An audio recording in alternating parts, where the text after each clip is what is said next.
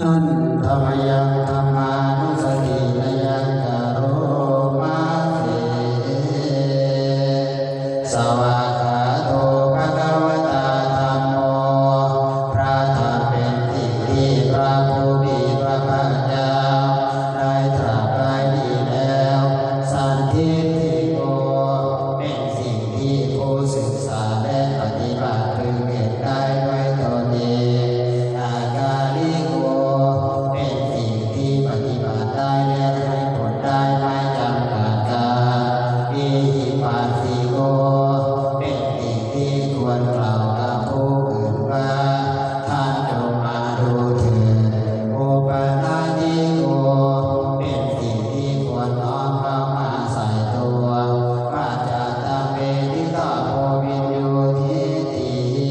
เป็นสิ่งที่ผู้รู้ก็รู้ได้เฉพาะตนดังนี้หันธรรมยังธรรมาภิติกโรมาเสสวากขาตตาธิโกนโยภวเตนะไตโยพระธรรมเป็นสิ่งที่พระผู้มีพระภาคเจ้า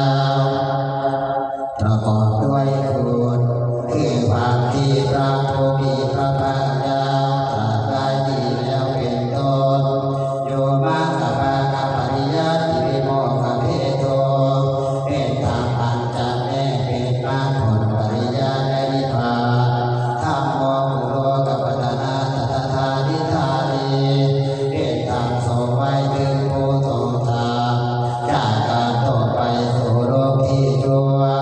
วันธรรมังธรรมารังปรธรรมเนตังข้าพเจ้าไว้พระธรรมอันประเสริฐนั้นการเป็นเครื่องกระจัดเสียถึงความมืดธัมโมโยสัพพปานินังสรณังเขมโมตตมังพระธรรมใดเป็นสรณะอันเกษมโชคสุดของสัตว์ทั้งหลาย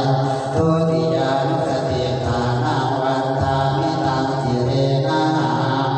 ข้าพเจ้าผู้ไว้ซึ่งพระธรรมนั้นอันเป็นที่ตั้งแห่งความระลึกองค์ที่สองด้วยเสียงกล่าวธรรมตาสนิทาโสวะธัมโมเมสามิติกโร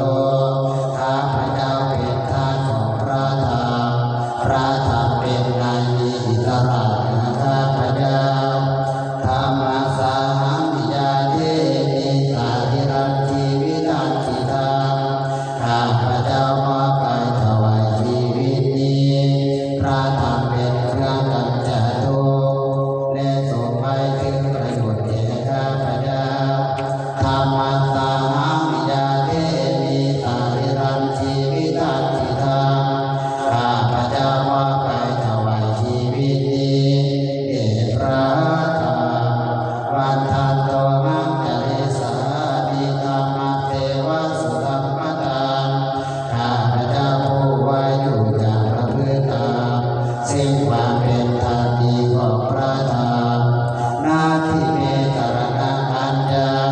ธัมโมเมตรณังวรังสรณะอื่นของข้าพเจ้าไม่มีพระธรรมเป็นสรณะอันประเสริฐของข้าพเจ้าเอเตนะสัจวัตเถนะวัตยังสัตตุสัตตเนด้วยการกล่าวคำสัตย์นี้ข้าพเจ้าพึงเจริญในพระศาสนาของพระศาสดา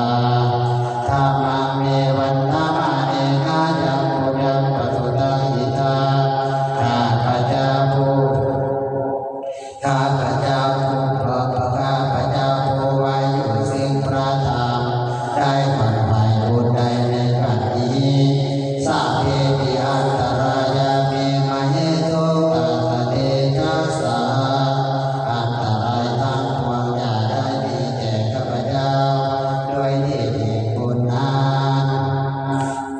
กายเนวาจาจาวเจตสาวาด้วยกายก็ดีด้วยวาจาก็ดีด้วยใจก็ดีถ้ามีกุขมังปะกตังมายายังกรรมหน้าที่เตียนอันใดที่ข้าพเจ้ากระทำแล้วในพระธรรมธัมโมปฏิกานาตุตยันตังขอพระธรรมจงงดซึ่งโทษล่วงเกินอันนั้น กาลันตะเรสวริตุงปะทัมเมเพื่อการสำรวมระวังในพระธรรมในการต่อไป